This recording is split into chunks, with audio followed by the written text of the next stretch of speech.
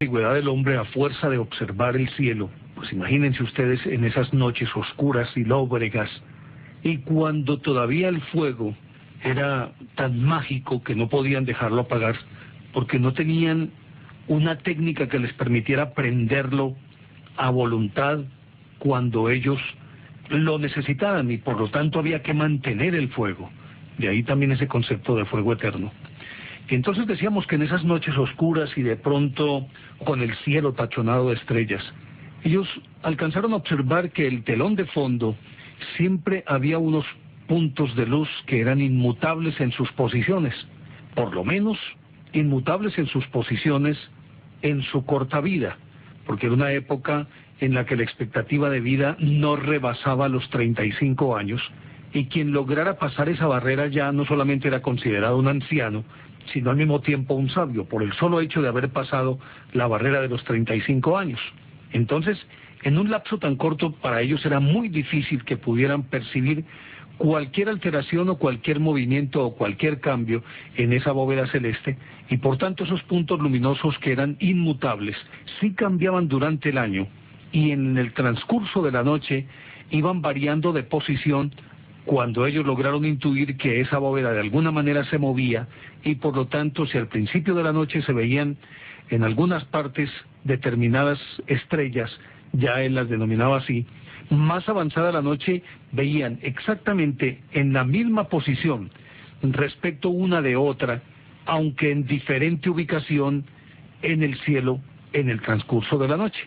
Pero había otros cuerpos que evidentemente tenían más movimiento, y que aunque eran también pequeños puntos de luz, la movilidad de estos contrastaba con ese telón de fondo, y justamente ellos podían percibir ese movimiento porque enmarcaban a estos que eran móviles contra aquel telón de fondo que era inmutable, y entonces a partir de ese telón de fondo podían verlas moverse en el transcurso de una noche y de una semana. Pues estos cuerpos que ellos empezaron a estudiar, al final de cuentas lograron clasificarlos y detectaron hasta 7. Esos 7 que los acompañaron permanentemente y que ellos también convirtieron en dioses. En primer lugar el Sol, por razones obvias. En segundo lugar la Luna. En tercer lugar Mercurio, que aunque prácticamente su luz era absorbida por ese sol fulgurante que había detrás de Mercurio, de tanto en tanto podían detectarlo. Y luego venía Venus, luego estaba Marte, Júpiter y Saturno. Esos 7 cuerpos tenían movimiento propio, mientras que los otros del telón de fondo al parecer no tenían movimiento propio, sino que toda la bóveda se movía con ellos. Estudiándolos entonces, los convirtieron en sus compañeros y le agregaron el hecho de que el único referente que tenían inmutable, es decir, por lo cíclico, eran las fases de la luna, que era una luna nueva o novilunio, luna plena o plenilunio, y un cuarto creciente y un cuarto menguante, y entre una y otra fase transcurrían 7 días. Exactamente esos periodos de luz que ellos contaban con los dedos de las manos les daban 7, exactamente iguales a esos 7 cuerpos celestes. Por lo tanto, esos cuerpos fueron adquiriendo no solamente personalidad, sino que ellos les dieron también nombres muy particulares y que evidentemente tenían que asociarlos con sus deidades. Mercurio, por girar tan rápido alrededor del Sol, ellos lo concibieron como el mensajero del Sol, que en la mitología griega se correspondía con Mercurio, que era el mensajero de los dioses, que inclusive lo pintan con un par de alas pegadas a los tobillos, y recuerden ustedes que es alado y se mueve de un sitio a otro sin ningún problema. La otra era Venus, porque aparecía al atardecer o al amanecer, y de una manera tan fulgurante y tan hermosa, que tenía que ser el anuncio de cosas buenas, y por lo tanto lo asociaron con Venus, la diosa del amor. Luego pues nuestra Tierra, que era pues la famosa Gea, que era la madre de todos, y luego venía Marte, y resulta que a este Marte, por su coloración rojiza, ellos lo asociaron con el dios de la guerra, que para los griegos era Ares, y para los romanos era Marte, y por lo tanto de allí derivó su nombre de Marte.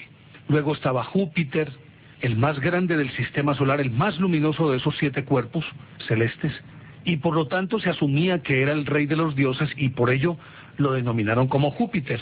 Y luego vino Saturno, que es el más alejado, y lo asociaron era con el paso del tiempo. Algunos lo llamaron Cronos y otros lo llamaron Saturno, Cronos para los griegos, Saturno para los romanos. En fin, cada uno tenía no solamente una función específica, sino que obviamente se les debía un culto y una devoción específicas. Y de ahí también entendiendo que esos 7 cuerpos celestes eran igual en cantidad a los periodos de luz que había entre un cambio de luna a otro cuarto menguante, luna nueva, luna creciente, luna plena, eran 7, pues lógicamente entonces dieron en llamar a los días de la semana, dieron en llamarlos con los nombres de esos 7 cuerpos celestes.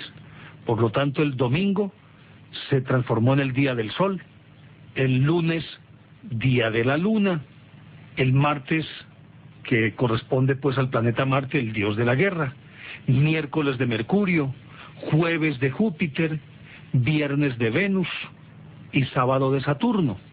Pero al que más temían ellos, y de ahí también nace una tradición, y es la superstición aquella de los martes 13.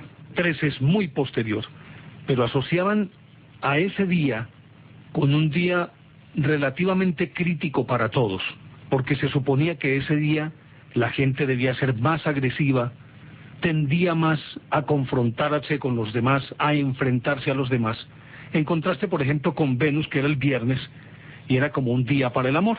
Pues bien, este planeta Marte, que suscitó tantos miedos por su evidente coloración rojiza asociada con el color de la sangre, fue objeto especial de veneración, pero al mismo tiempo también por sus mismos movimientos de avance y retroceso. Lo consideraban caprichoso, veleidoso y todo lo que se quiera.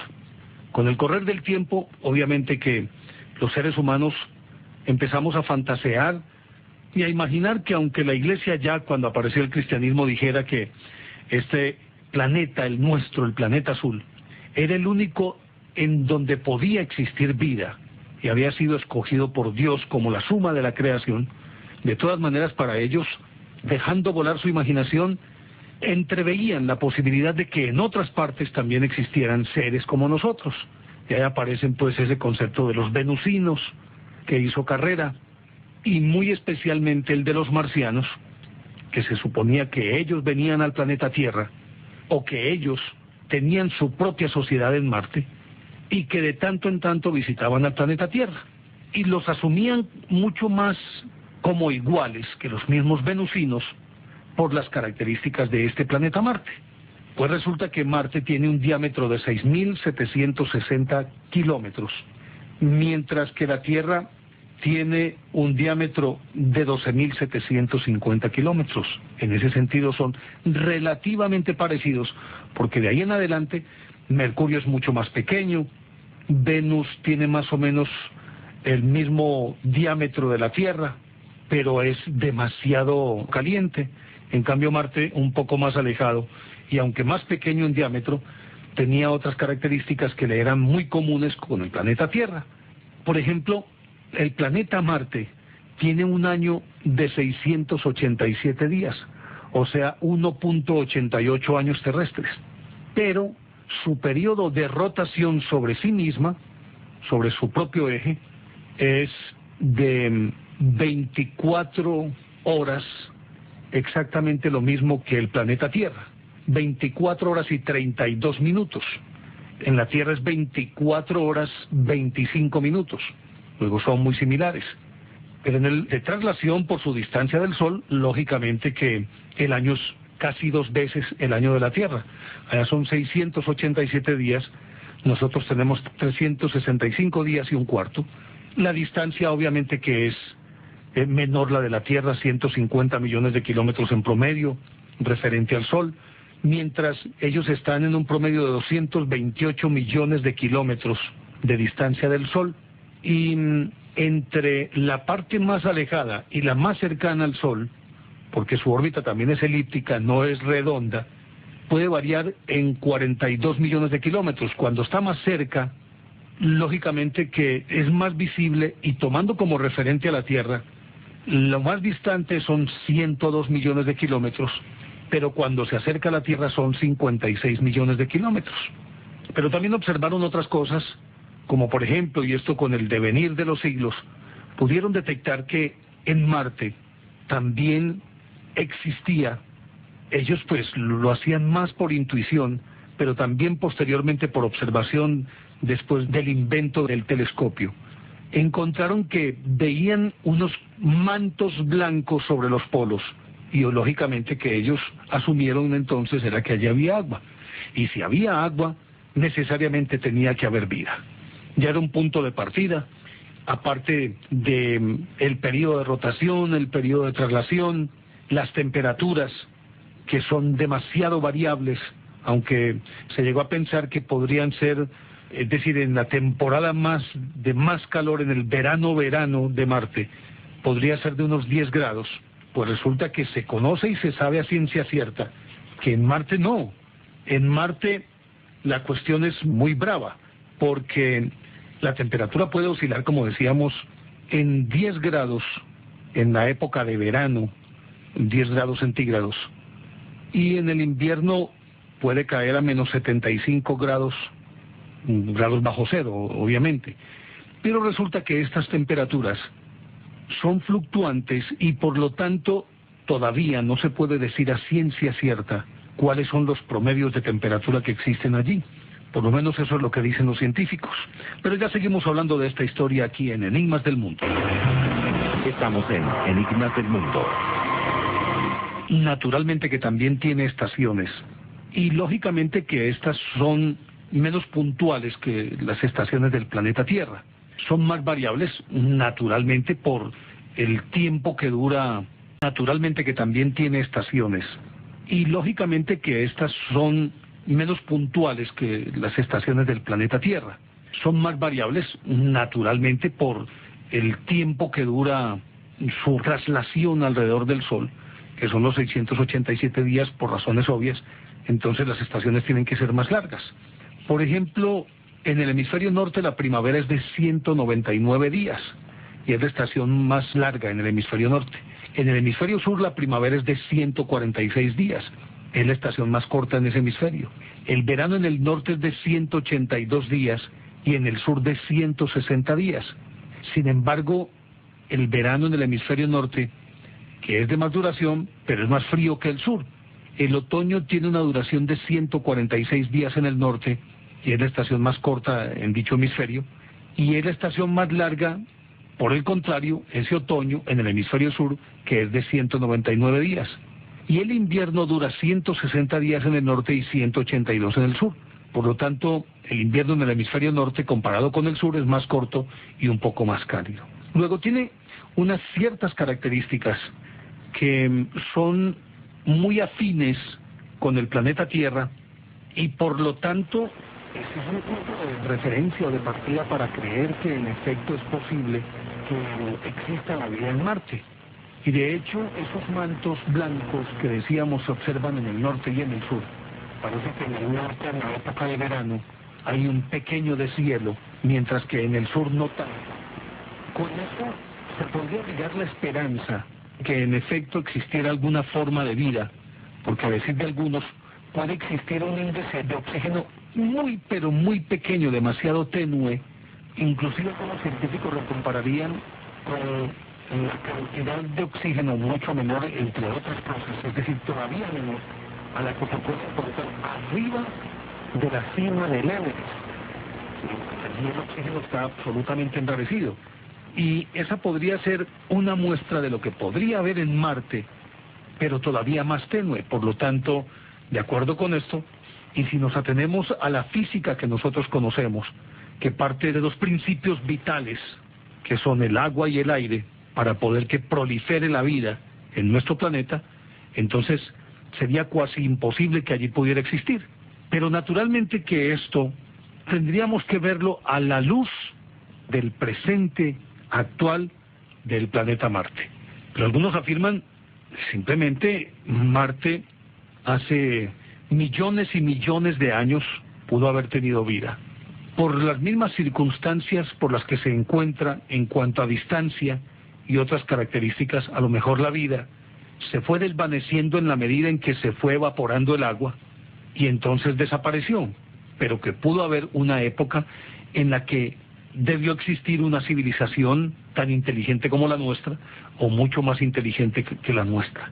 Y por lo tanto, simplemente cumplió un ciclo, y ese ciclo es el que llevó a este planeta a ofrecer la panorámica que actualmente conoce el hombre de Marte.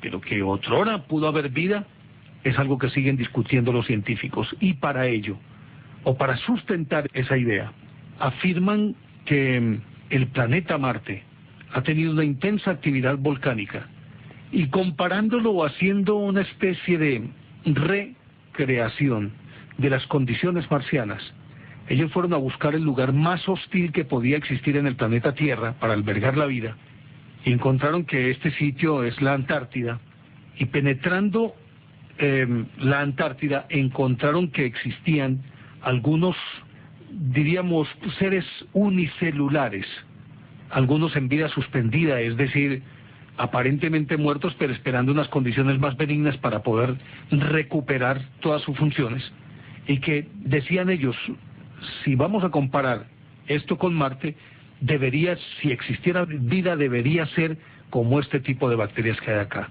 Recordarán ustedes que hace algunos años también, al parecer, fueron a examinar, dicen ellos, un cuerpo llegado del espacio que lo asociarían con Marte, y allí encontraron, aparentemente en vida suspendida, algunos de estos seres unicelulares. En fin, lo cierto es que en la actualidad no existe vida en Marte, pero algunos afirman que sí pudo haber vida en Marte hace ya muchísimos millones de años. Pero cuando hablamos de muchísimos, son muchísimos millones de años. Lógicamente que una teoría como estas debe tener por lo menos una sustentación que pueda encuadrar dentro de lo verosímil, y entonces les hacía falta a ellos argumentos como para sustentar esta teoría. Obviamente que todo esto lo expusieron ellos mucho antes de que las sondas y estos vehículos manejados desde la Tierra pudieran llegar hasta allí, fotografiar, medir presión, tomar muestras y demás. Pero antes de ello, pues lógicamente que todo se circunscribía a la observación, y a partir de esa observación pues elaboraron teorías muy interesantes, entre las cuales una de un señor llamado Giovanni Schiaparelli, italiano, obviamente con ese apellido tenía que ser italiano.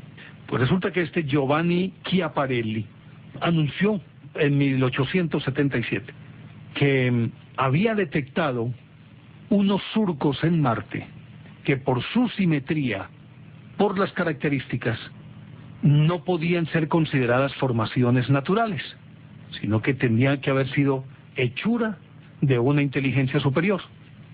Pero se me olvidaba, y era un dato que iba a contar ahorita, que parte de la sustentación de la teoría de que en Marte hubo vida en alguna oportunidad era el hecho de que existen cauces, evidentemente, de cuerpos de agua que han labrado con el tiempo precisamente esos cauces por los cuales se supone alguna vez discurrió el agua y con ella la vida. Formaciones que se asemejan también, como en el caso de la Luna, que se asemejarían a mares u océanos. Lo cierto del caso es que todos esos lechos y esos cursos o esos cauces indicaban que si allí hubo agua, que hubiesen labrado esos cauces, que ahora eran lechos secos, pues necesariamente entonces debió existir la vida. Aunque otros salieron al paso y dijeron, no hombre, esos cauces pudieron ser formados por magma porque Marte tiene una intensa actividad volcánica. Pero si hubiera emisiones de magma, lógicamente los cauces se habrían borrado, o habrían sido borrados precisamente por el discurrir de esa magma. Lo cierto es que pues decían, no, aquí hubo ríos y hubo mares, y si hubo ríos y hubo mares, tuvo que haber una inteligencia superior. Y entonces vuelvo con este señor Giovanni Schiaparelli, que en 1877, él era el director del observatorio Brera en Milán, anunció que había detectado unos surcos muy simétricos, equidistantes unos de otros, con algunas parábolas o aún cambios de dirección en ángulo que no podrían haber sido formados por la naturaleza. Entonces dijo, no, estos canales seguramente los hizo una sociedad inteligente, tuvo que haber hecho esos canales. Pues resulta que esta teoría de Giovanni Chiaparelli, en ese momento, recolectó a muchos entusiastas que quisieron ver en la comprobación de esos canales, al mismo tiempo, la afirmación de una sociedad inteligente precisamente allá, en Marte. Fue la época en que, entre otras cosas, se vino como por oleadas las historias de ficción en las que se incluían a marcianos, y los marcianos naturalmente nos estaban observando y de alguna manera estaban interactuando también con los terrícolas. Inclusive de finales del siglo XIX es la famosa historia de H.G. Wells llamada La Guerra de los Mundos, en la que él plantea la famosa invasión marciana que luego Orson Welles recrea en 1938, dramatiza a través de una emisora en Estados Unidos, y resulta que lo hizo con tal vividez que la gente de Nueva York empezó a evacuar la ciudad porque supuestamente ya habían llegado los marcianos. Esa historia de H.G. Wells, recreada posteriormente por Orson Welles, es precisamente de esta época de la que estoy hablando. Recordarán que esta historia termina en que los marcianos desembarcan en la Tierra y, para fortuna de los terrícolas, no pudieron con las bacterias ni los virus de la Tierra y en poco tiempo murieron, afortunadamente. Ese es como el final de la historia, pues, de este H.G. Wells. Pero precisamente por el enorme despliegue que se le dio a los famosos canales de Chiaparelli, los canales de Marte, pues se desató esa fiebre por la comprobación de la vida en Marte y de hipotéticos marcianos que alguna vez habrían de invadir el planeta Tierra. Y se reforzó la veracidad de esta teoría expuesta por Chiaparelli con el prestigio de un astrónomo que fue considerado en su momento una gran autoridad de la astronomía mundial, y fue Percival Lowell. Él era un astrónomo aficionado, pero adquirió una gran preeminencia en Estados Unidos después de montar su propio telescopio en el monte Flagstaff, en Arizona, y por su persistencia, por lo novedosas de sus teorías, fue ganando una enorme reputación como astrónomo y en su momento llegó a ser el de mayor credibilidad en los Estados Unidos. Pues tras la noticia de Chiaparelli, él se dedicó también a observar a Marte y pudo detectar los canales que había enunciado Chiaparelli. Los observó detenidamente durante muchísimo tiempo, Percival Lowell, y luego de un seguimiento de varios años, corroboró exactamente lo que había dicho Giovanni Chiaparelli. Dijo, sí, en efecto, hay canales, y estos canales no pueden ser naturales. Son hechos por la mano de alguna inteligencia superior. Y apenas dijo esto, pues obviamente se alborotó mucho más el mundo de la ciencia, y hasta los más escépticos de entre los estudiosos de la astronomía, entonces creyeron que en efecto así era, y si existían estos canales, debía existir entonces vida en el planeta Marte. Pero ya seguimos hablando de esta historia aquí en Enigmas del Mundo. Ya regresamos, Enigmas del Mundo.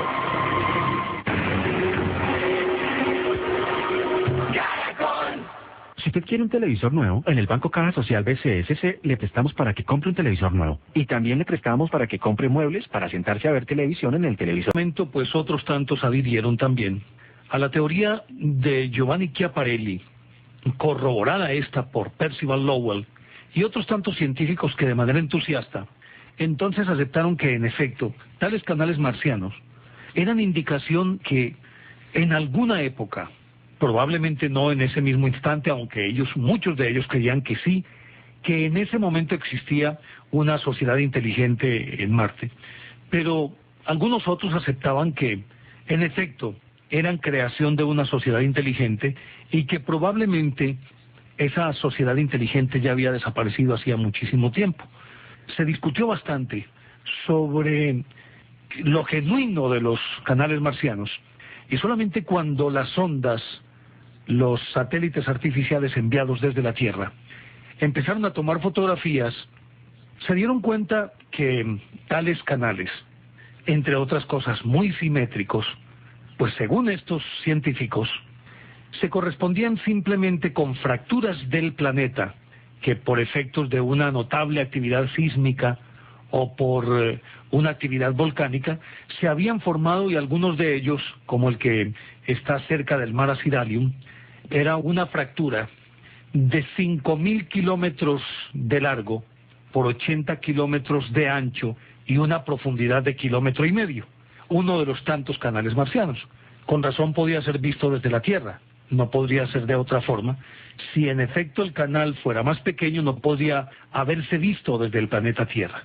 Sin embargo, los entusiastas partidarios de la teoría de los canales artificiales, es decir, hechos por una sociedad inteligente, seguían arguyendo que ¿cómo se podía explicar entonces, independientemente de las características, por ejemplo, de este último que acabo de mencionar, cómo podría explicarse que tuvieran una simetría y que al mismo tiempo en determinados sitios se encontraran con otros canales formando ángulos de triángulos isósceles, pues ángulos de 90 grados perfectos, como si se tratara de simplemente unos canales alternos, ya fuera para llevar agua hasta allí o para recoger agua de allí, y diseminados como si fuera una red, como una tela de araña, diseminados por todo el planeta Marte. Pues en eso nunca se pudieron poner de acuerdo, y aunque nunca pudieron explicar cómo existía esa interrelación entre los diferentes canales, que iban algunos de manera paralela, y en algunas partes se entrecruzaban con otros formando, como decíamos, una tela de araña, ¿cómo podrían explicarse eso? Es decir, la naturaleza, la actividad sísmica o volcánica no podrían haberlo hecho con tanta precisión y tal puntualidad como para dar la sensación de que era una red que irrigaba de agua a una vasta parte del planeta Marte, y lógicamente si así fuera, era porque necesariamente en principio se tenía que aceptar que se habían construido para el riego de cultivos. Pero Percival Lowell también observó que dispuestos de manera estratégica una buena parte de Marte, existían unos círculos notablemente grandes que hacia la parte externa tenían como unos halos relativamente de unos colores claros, pero en la medida en que se iban acercando hacia el centro, se iban convirtiendo en algo más oscuro, hasta dejar prácticamente en todo el centro de cada círculo como si fuera un punto negro. Pues la explicación que ellos pretendieron darle es que simplemente estos oasis eran lugares en los que había buena cantidad de agua y alrededor de ella tenía necesariamente que florecer la flora. Y si florecía la flora, obviamente que de ella se tenían que servir seres inteligentes. Y mucho más, si tales disposiciones u oasis, como él mismo los denominó, tenían una disposición concéntrica de tal simetría que no dejaba lugar a pensar que fueran hechos por la naturaleza. Lógicamente que así las cosas, allí tenían que existir concentraciones humanas, y si concentraciones humanas, entonces también estas concentraciones humanas tenían que haberse dispuesto en forma de ciudad. Sin embargo, pues todo esto ha sido refutado, pero aunque se hayan esgrimido argumentos científicos de un cierto peso, y estos apuntalados con las fotos de los distintos satélites que han sido enviados a Marte, un grupo de estudiosos que no han querido condescender con esa teoría, ven simplemente en ello una manipulación por parte de la Agencia Espacial de la NASA en los Estados Unidos, en connivencia con las de Rusia y de otros países que hayan enviado hasta allí algunos satélites. Simplemente ellos están mostrando lo que quieren mostrar y lo que les interesa mostrar, pero no lo que realmente existe. Y para corroborar esto, acuden también a una de las cosas más sorprendentes de cuantas se han dado en Marte, y es el hecho de que cerca de ese mar Acidalium del que estaba hablando ahorita, y esto lo pudieron corroborar a través del Vikingo 1 y Vikingo 2, los científicos Vincent Di Pietro y Greg Molenar del Glendale Center de Maryland anunciaron que en las fotos de los Vikingos 1 y 2 se plasmaba una escultura enorme de aproximadamente 3 kilómetros que representaba un rostro pensativo circundado por largos cabellos. Tal rostro no había sido concluido. Es decir, tenía la forma, tenía las facciones, pero había una parte que no estaba concluida, aunque ellos más adelante simplemente dedujeron que tal vez la misma actividad sísmica había hecho que una parte de ese rostro se fuera difuminando de tal forma que diera la sensación de que no había sido terminado, pero que para ellos había sido terminado y simplemente la actividad sísmica o volcánica habían desfigurado no una parte, sino más bien como por el lado de las orejas, parecía no estar concluido, pero era simplemente eso, que la misma actividad sísmica lo había desfigurado. Lo cierto es que, pues este rostro llamó poderosamente la atención, y hay fotos supremamente vívidas del rostro en cuestión, y que posteriormente la misma NASA desmintió que fuera cierto que este rostro existía. Y para tratar de explicar la validez de ese rostro, que de hecho está ahí, simplemente dijeron que todo obedecía a un juego de luces y de sombras a partir de la inclinación de los rayos solares y del momento del año marciano en que se estaba viendo ese rostro. Por lo tanto, era un engaño, era un espejismo, no era algo real. Pero esto no satisfizo a muchos de los científicos interesados en estudiar el rostro en cuestión. Y aunque siguieron sosteniendo la teoría de que en efecto era un juego de luces, gran parte del mundo científico, entre ellos unos muy serios, dijeron no, ese cuento no se lo cree nadie. Es decir, es tan vívida la imagen que definitivamente no hay lugar a dudas y es un rostro humano.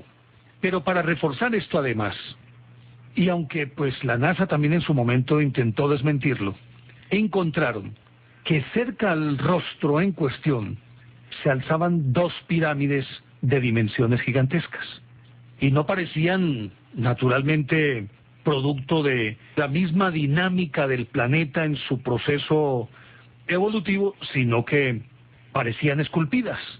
Lo dijeron los mismos autores Vincent Di Pietro y Greg Molenar. Ellos en principio se mostraron escépticos y a la luz de lo que ya había dicho la NASA, dijeron que no deseaban llegar a una conclusión temeraria, pero que sin embargo era evidente que algo muy insólito estaba ocurriendo ahí y que de hecho, aunque había que profundizar un poco más en los estudios de esta formación, definitivamente, en principio, la conclusión era que esas pirámides habían sido esculpidas por seres inteligentes. Pero ahí no paró la cosa. Después de que se armó una gran polémica en la que participaron muchísimos científicos, pues resulta que uno de ellos, Michel Cugnet, un francés, afirmó que esas pirámides y ese rostro que estaban allí, al ubicarlos en el mapa celeste y después de complejas operaciones de trigonometría y geometría y no sé cuáles otras ciencias, encontraron que esas pirámides y ese rostro se concatenaban en sus posiciones con las pirámides de Egipto, con la de Keops, Kefren y Miserino, y con la esfinge de Giza, que era la correspondiente de ese rostro. Y si se extendían unas líneas imaginarias que pudieran partir de la cúspide de la pirámide, o de los 2 vértices, o de la cabeza de la esfinge, y prolongadas estas líneas imaginarias hasta la Tierra, casaban perfectamente con las 3 estructuras de la llanura de Giza, y la esfinge en cuestión casaba perfectamente con el rostro. Inclusive, este Cugnet hizo un estudio bien interesante, y llegó además a la conclusión que al trasladar la ubicación de las pirámides marcianas y el rostro marciano, y reconstruirlo, y teniendo en cuenta todas las posibles variaciones, por ejemplo la diferencia entre el cielo marciano y el terrestre, el movimiento de las estrellas en el curso de los años, o la variación de la órbita marciana en los últimos 800.000 años, él descubrió que el triángulo y los puntos geométricos individuales que casaban con la llanura de Giza daban para reconstruir exactamente la posición de algunas estrellas como Arturo, Altair, Capella, Draconis, Andrómeda, entre las más luminosas que se pueden observar en la bóveda celeste, dicen que esta construcción apunta exactamente a la posición en que se encontraban estas estrellas en el cielo marciano hace 580.000 años. Y entonces afirma que probablemente quienes la construyeron provenían de la estrella Vega perteneciente a la constelación de Lira, y que simplemente eran como un punto de referencia, o un hito, o una especie de faro cósmico que probablemente señalaba una ruta, y el otro faro cósmico eran justamente las pirámides de la Tierra. Pues se ha discutido, pero naturalmente salen al paso los científicos ortodoxos y dicen también que en efecto los satélites enviados allí no han podido corroborar que en efecto existan estas formaciones, sino que son producto de un juego de luces y de sombras dependiendo del grado de inclinación de los rayos del Sol y de la posición del planeta en una determinada época del año. Y simplemente por ahí zanjan la situación. Pero lo que no han tenido en cuenta es que ese rostro, el rostro por ejemplo, solamente se puede ver desde una determinada altura, tal cual sucede con las líneas de Nazca, que siguen siendo motivo de fascinación para los estudiosos de todo el planeta. Las pirámides sí se ven, aún desde la perspectiva del suelo marciano, pero el rostro no. Pero ya seguimos hablando de esta historia aquí en Enigmas del Mundo. Estamos en Enigmas del Mundo. Pero aparte de estas alineaciones y de estas formaciones, parecieran gemelas las de Marte con las de la Tierra. Pues resulta que ese planeta está lleno de misterios y cada tanto despierta un hito de arte de estas alineaciones y de estas formaciones. Parecieran gemelas las de Marte con las de la Tierra.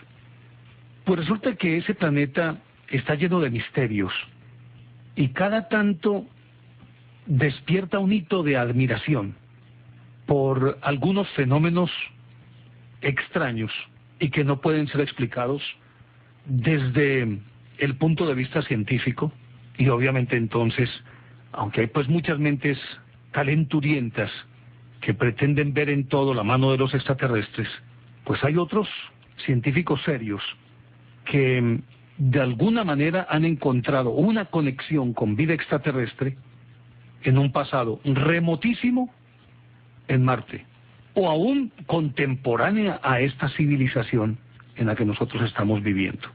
Y entre estos fenómenos que ya son comunes también, de ello hemos dado cuenta cuando hablamos sobre la Luna, los festivales de luces a veces sorprenden a los científicos, pero lo triste de todo esto es que todas estas cosas que hemos venido contando, los organismos que se encargan de enviar los satélites o que manejan la política espacial en el planeta Tierra, léase Estados Unidos básicamente, pues porque la Unión Soviética, la ex Unión Soviética, ahora pues ha hecho una alianza con Estados Unidos y trabajan en proyectos científicos, pero no van más allá de ese campo, porque en lo militar Estados Unidos sigue haciendo lo suyo muy en secreto, y probablemente Rusia también por su parte lo está haciendo, como otros países, la misma Comunidad Económica Europea también lo hace.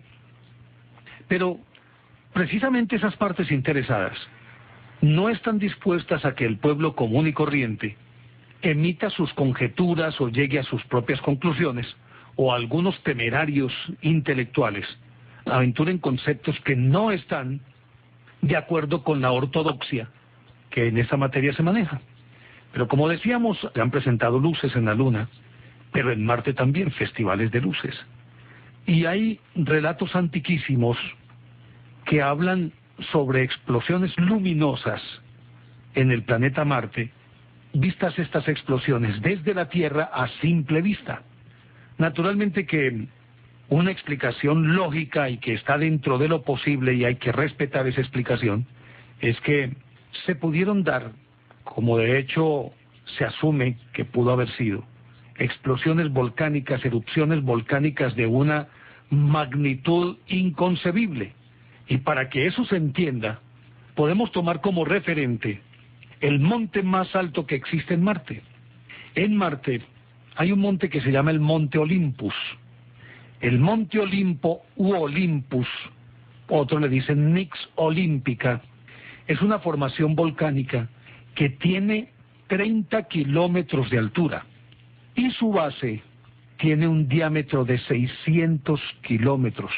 Imagínense ustedes, 600 kilómetros y 30 kilómetros de altura.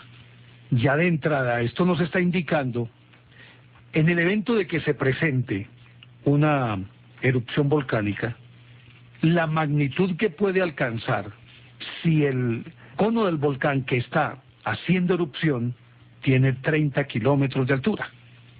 Todo allí en Marte es definitivamente colosal. Tanto los canales como las pirámides, como el rostro del hombre del que estuvimos hablando hace un instante, y el Monte Olympus. Y como todo es colosal, pues una deflagración de estas características tendría que verse también en el espacio exterior.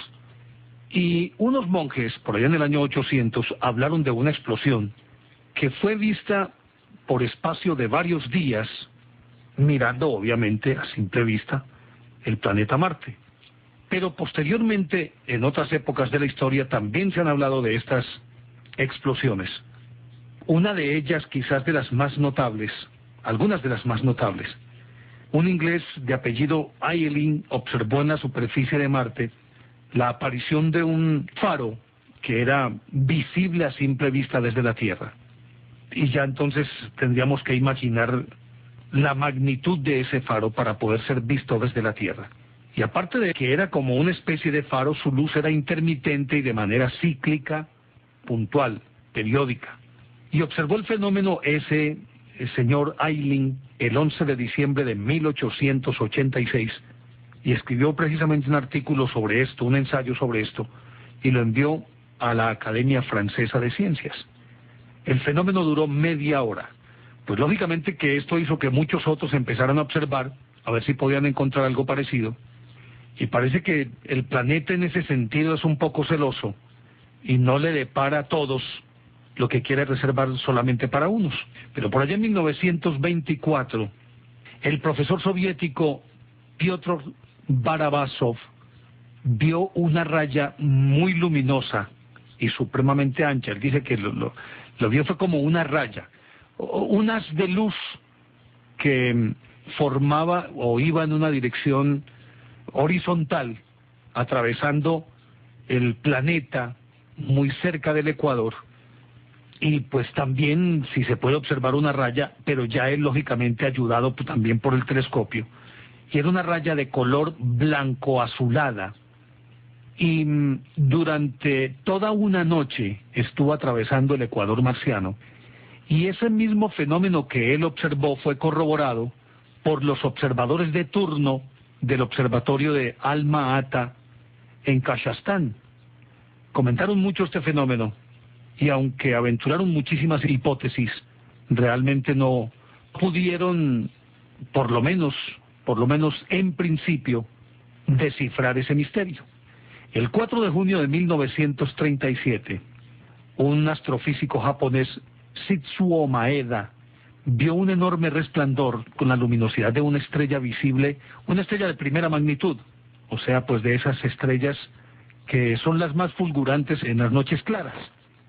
Pues él inmediatamente acudió al telescopio y se puso a observar detenidamente cuál era el fenómeno, y con ayuda de un telescopio en aquella época ya relativamente bueno, moderno, vio lo que él describió posteriormente como un haz de luz en forma de hongo, y que era de colores vivos, anaranjados, rojizos, y que en ese rango de tonalidades cambiaba durante algunos minutos.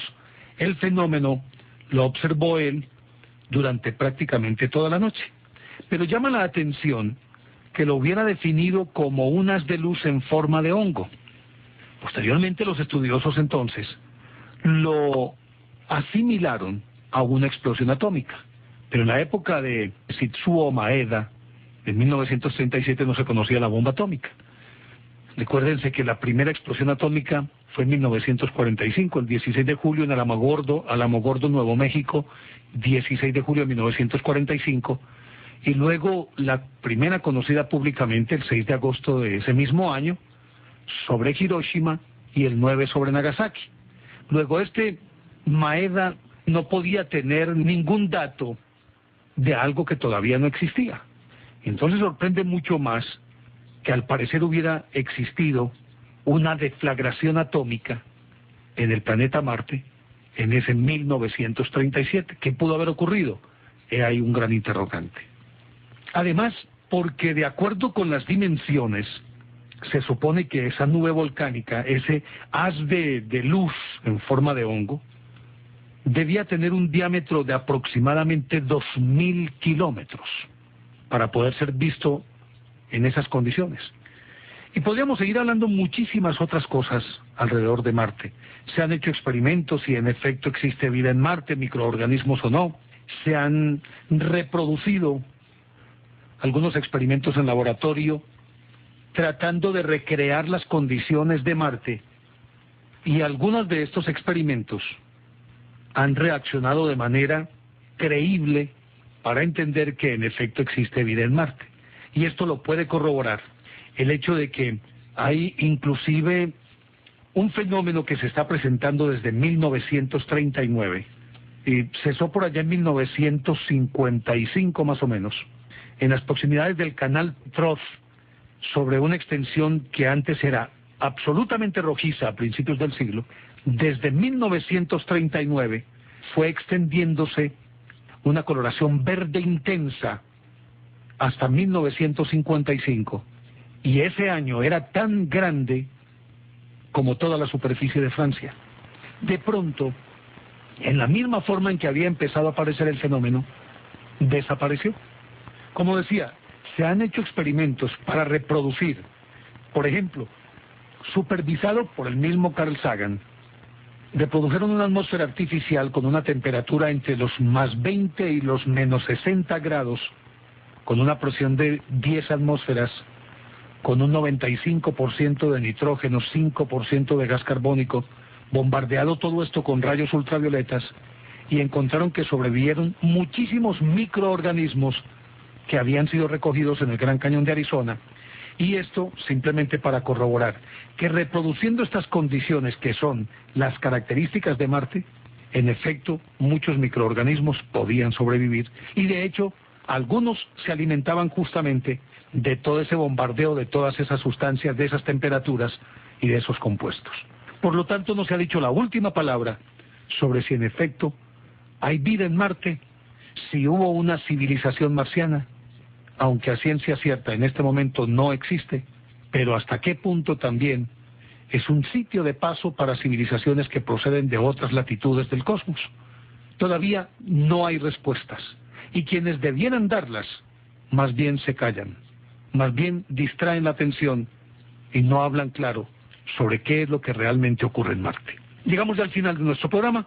A ustedes, amables oyentes, muchísimas gracias por su atención y su compañía. Un enorme agradecimiento a don Edgar Ibáñez en el sonomontaje. Sigan escribiéndonos, por favor, y nos encontramos en una semana, porque el próximo domingo será otro cuento.